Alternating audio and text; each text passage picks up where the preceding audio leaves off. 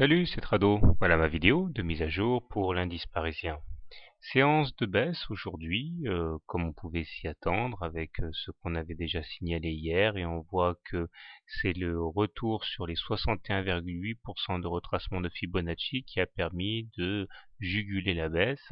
Et à partir de ces niveaux, nous avons assisté à une sorte de mini rallye en intraday, amenant les cours à finalement clôturer sur une perte assez symbolique de 0,37%, tout proche du seuil des 3600.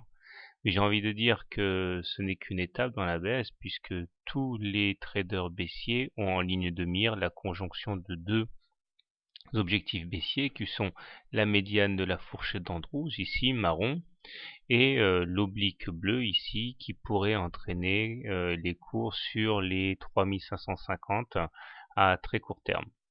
D'autant que les indicateurs sont passés clairement baissiers avec un MACD sous son signal, un stochastique en zone de survente puisqu'il est inférieur à 20 et un momentum lui aussi négatif. Donc rien ne plaide pour l'instant pour un retournement de tendance. Nous sommes toujours en période de consolidation baissière.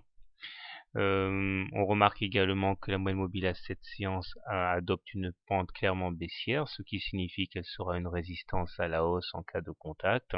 Par contre, la moyenne mobile à 20 séances, qui donc par construction est moins réactive, n'est toujours pas passée baissière, ce qui au regard de mon trading system signifie que nous ne sommes pas encore clairement en tendance baissière, mais simplement en consolidation de la précédente hausse.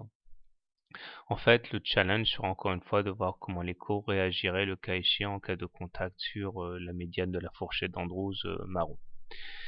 Alors comment trader le CAC finalement demain? Alors si vous êtes baissier, je pense que le mieux à faire est en intraday d'essayer de shorter au plus proche de la moyenne mobile à 7 séances ou de la moyenne mobile à 20 séances qui devrait d'ailleurs se croiser demain. Stop loss en cas de clôture au-dessus de ces moyennes mobiles, ou alors en cas de perte maximale autorisée atteinte, objectif en intraday, aller chercher donc l'oblique bleu ou la médiane de la fourchette d'Andrews, alors en intraday ou sur 2 jours.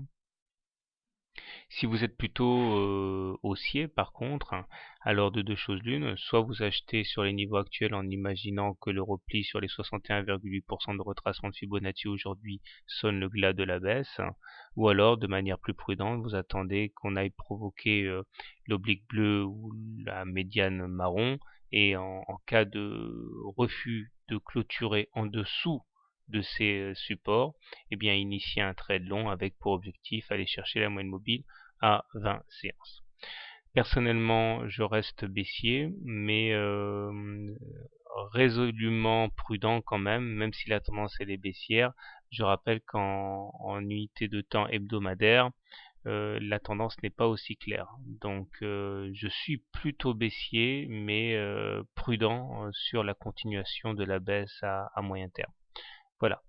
Bonne soirée, bon trade et à demain.